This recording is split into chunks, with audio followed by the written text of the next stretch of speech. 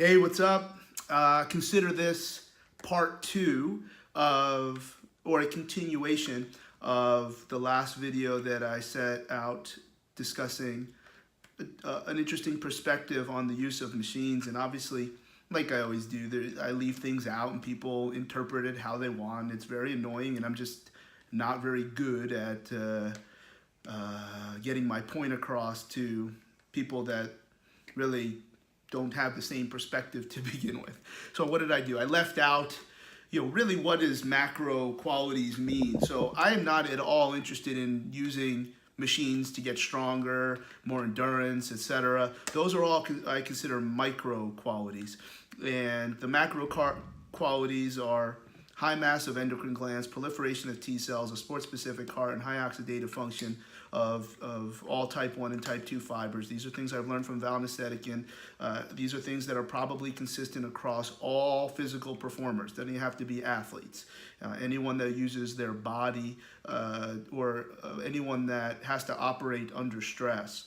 So in that regard, I don't think those different systems of the body will need any type of specific movement in order to overload those particular systems. That's my opinion, and there's rationale to support that. But in no way, shape, or form should those choices supersede the values of being able to translate and transfer those adaptations into movement. So you can still accomplish those four things without machines. And kind of left that part out because it didn't really serve what I was trying to say, which is there are other ways to look at things. And I was discussing one that people asked me about, and that was that. One of those people was my older brother, Mike Boyle, who really impressed upon me to do these little videos, particularly this one, which is talking about a Twitter thread that he got involved in. And I always tell him, dude, don't. Just stop it. And he's like, no, if you believe in something, you should tell them. I'm like, yeah, of course. And he was right. And then I mentioned earlier, I saw some kind of meme that said the same thing, if you don't stand for something. So that topic was largely, the large amount of the communicators were watermelons, because watermelons are really good things. It's a very, very good thing to eat. But you can't really communicate to a watermelon. And they're going to do what they do. And they roll and they explode, and that's just what a watermelon is. You can't convince a watermelon of anything other than what it is. And the particular topic was using machines, in this case knee extension, with early stage ACL and rehabilitation, which traditionally that has been a non-starter, given that depending on the type of surgery, which there are many, many different types, and depending on a lot of other things, the excessive, well, may not be excessive, the external loading that creates anterior translation of the tibia would be counterproductive to the integration of the ACL, whose job is to check against this anterior translation. So that would be the reason, and I'm sure there's a lot of research. I remember I did read one of the links that somebody had posted there that basically was saying that a lot of folks had tried open chain loaded knee extension in early rehab and nothing bad happened, which is okay. Like, that's fine. That doesn't mean it's a good thing to do. That just means nothing bad happened. Nothing bad doesn't mean good. And that's a very important thing to remember of all types of interpretation of messages of any level of threshold, whether it's in the double-blind, etc. literature, level 1A evidence, or just something that somebody heard on the street. Coach was like, well, don't tell me you're gonna, I'm like, come on, man, like, I don't even work in places that have knee extensions. Have I used knee extension? Yes, I've used it in Gold's Gym, and I use it at MI40 when I go to these like bodybuilding gyms, because there's the best place you can get after it when I'm on the road in these places that I'm living now like half the week. Would you use open chain knee extension in an early stage? Of course, you're going to sit off the side of the table and you're going to kick. And we're going to use BFR with that, and that will probably get us some valuable results. But I'm not going to put somebody in knee extension. You can rig a band behind the table, whether it's a Slay Sticks band or a very, very long TheraBand or a very thin super band from Perform Better. You can rig that and kind of slip knot it around the ankle or high up. There's lots of different options. But I'm not sure that the thing that really bothered me is that here's Mike Boyle, who is communicating from a perspective of 40 plus years of training, legitimate athletes, as well as also RANs, as well as a bunch of general population, and has 40 years of making mistakes in getting people stronger. That to me is what experience is about. Experience is not about how great you are. It's about how many mistakes have you made so you know not to make them again. And his results are what he thinks they are, and he's happy with them. I don't even care what somebody else says. And now here's these other people that says, no, you're doing it wrong. I'm like, that's a watermelon. Like, why are you even having this discord? Because here's people that aren't getting people stronger. Here's the thing. If you're doing early stage rehabilitation, can you measure increased force production? Yes, you can measure that. But ain't nobody got stronger because you are not able to overload the contractile tissue. You didn't make them stronger.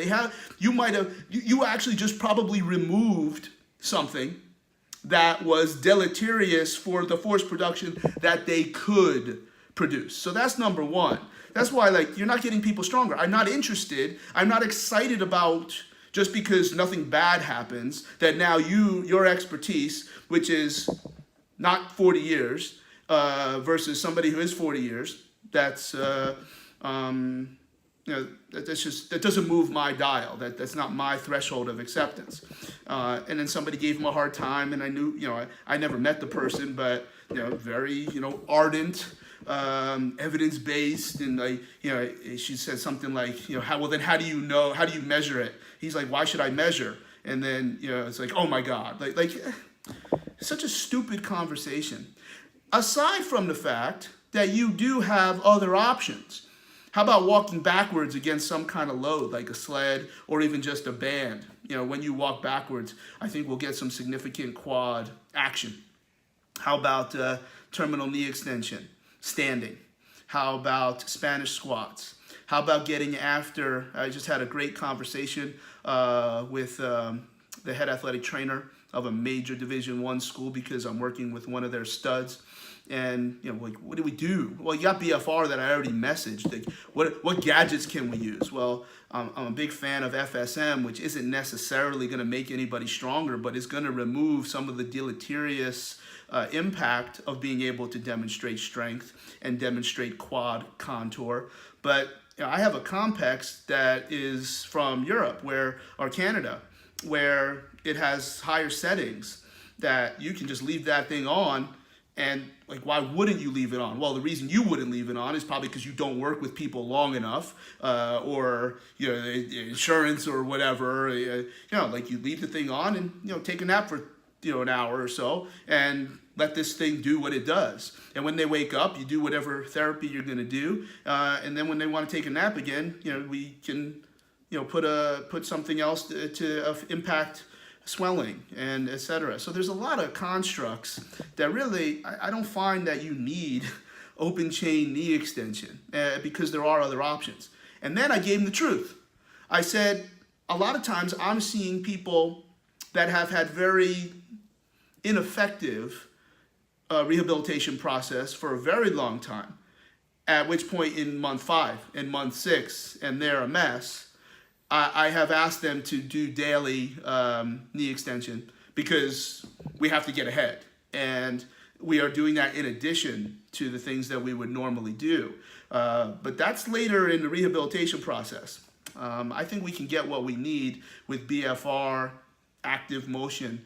And I'm not going to put somebody in a knee extension. I don't even care if it's safe or not. You have a flex tip, and not obviously, I think a significant amount of time we're going to see very proximal hip flexor limitations that affect the knee. in terms of whether it's anterior knee pain or the ability to have a knee flexion with hip extension. So I'm not interested in function of the knee with a flexed hip when we don't have function of the knee with an extended hip. And now we're just feeding into that spontaneous electrical activity that's protective in nature. I'd rather get after some facilitatory techniques that will limit what we're seeing at those proximal hip flexors.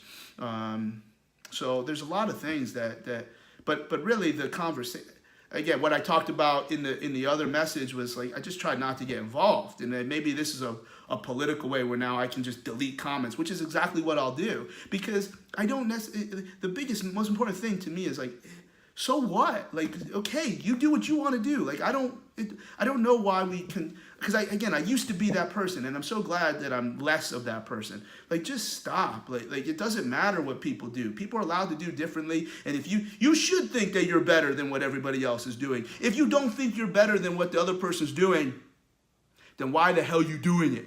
You know, like, oh, now, like, of course, you should think that you're the best in the world. I left one other thing out, and it's ironic, very ironic, that is about ACL. I'd like you to keep an eye out for the social media.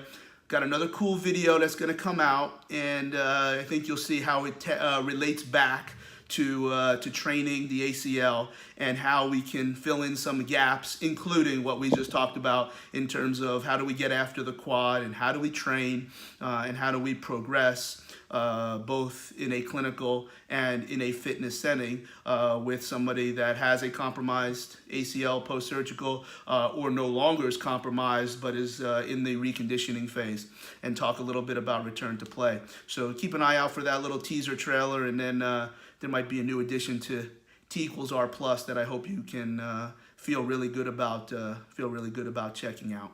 All right, man, that's the long and short of it. Watermelons, not good. Good to eat, not good to talk to.